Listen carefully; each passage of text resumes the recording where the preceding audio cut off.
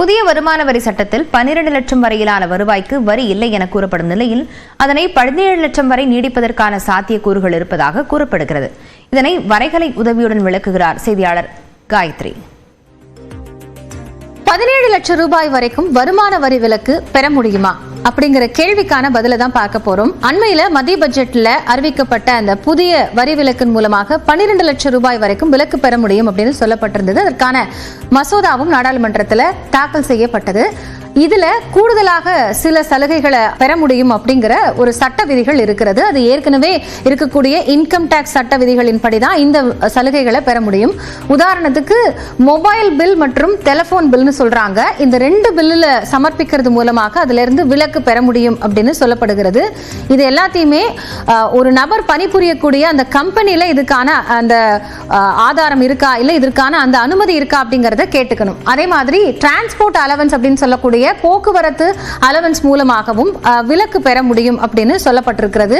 இது எல்லாமே நம்மளோட பேசிக் பேல salary ஸ்ட்ரக்சர்ல மென்ஷன் ஆயிருக்கும். அதே மாதிரி சிறப்பு திறன் பணியாளர்கள் அப்படின்னு குறிப்பிடுறாங்க. அதாவது ஸ்பெஷல் டிஃபரண்ட் பீப்புள் அப்படின்னு சொல்லுவோம் இல்லையா, அவங்க பணிபுரிறாங்க அப்படின்னா அவங்க இந்த பிரிவின் மூலமாக 3200 ரூபாயிலிருந்து 38,000 வரைக்கும் விலக்கு பெற முடியும் அப்படின்னு சொல்லப்பட்டிருக்கு.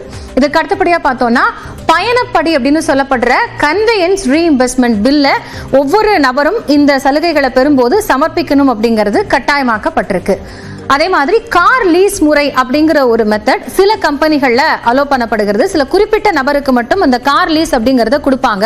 அதுக்கான டெய்லி அலோவன்ஸா 1500 ரூபாயிலிருந்து 1800 ரூபாய் வரைக்கும் கொடுக்க முடியும். அதுவும் இந்த ஸ்லாபுக்கு கீழே தகுதி வாய்ந்தது அப்படின்னு சொல்லப்படுது.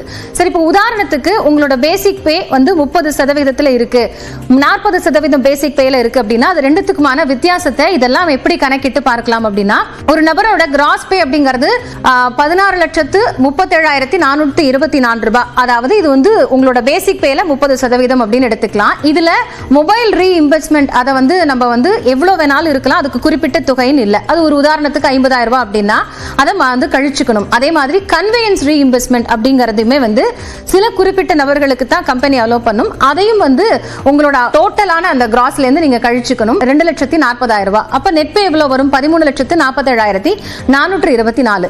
இதுல ஏற்கனவே வருமான வரி விலக்கு சட்டப்படி நமக்கு கொடுக்கக்கூடிய ஸ்டாண்டர்ட் டிடக்ஷன் அப்படிங்கிற 75,000 ரூபாயை நம்ம கழிக்கிறோம். அப்ப நெட் டாக்ஸபிள் சேலரியா எவ்வளவு வருது அப்படின்னா 12,72,424. இதுல உங்களோட என்பிஎஸ் கான்ட்ரிபியூஷன் சொல்லப்படுற அந்த ஓய்வு பங்கு தொகை அதுவும் அதனுடைய உங்களோட பிஎஃப் கான்ட்ரிபியூஷனையும் நீங்க இதுல லெஸ் பண்ணிக்கலாம் அப்படின்னு சொல்லப்படுது. இது ரெண்டுத்துக்குமே 14+12 அப்படிங்கிற பெர்சன்டேஜ் வருமான வரி சட்டம் கொடுத்திருக்கு. அந்த அடிப்படையில் பார்த்தோம்னா நெட் டாக்ஸபிள் இன்கம் அப்படிங்கிறது 12 லட்சம் ரூபாய் தான். இதுவே உங்களோட பேசிக் பே 40% இருக்கு அப்படின்னா அது 16,64,959 இருந்து தொடங்கி இந்த எல்லாமே இதற்கும் பொருந்தும். அந்த அடிப்படையில் பார்த்தா அதுவும் கழிக்கும் பொழுது 12 லட்சம் ரூபாயாக வரும். 12 லட்சம் ரூபாய் வரைக்கும் வருமான வரி விலக்கு பெற முடியும் அப்படின்னு சொல்லப்பட்டிருக்கு. ஒருவேளை இந்த சேலரி அமௌண்ட்டுக்குள்ள உங்களோட ஸ்ட்ரக்சர் இருக்கு அப்படின்னா நீங்களும் இது மாதிரியான சலுகைகளை அணுகி பெற முடியும். ஆனா அதுக்கு கம்பெனி அலோ பண்ணணும் அப்படிங்கிறதும் கவனிக்க வேண்டிய விஷயம்.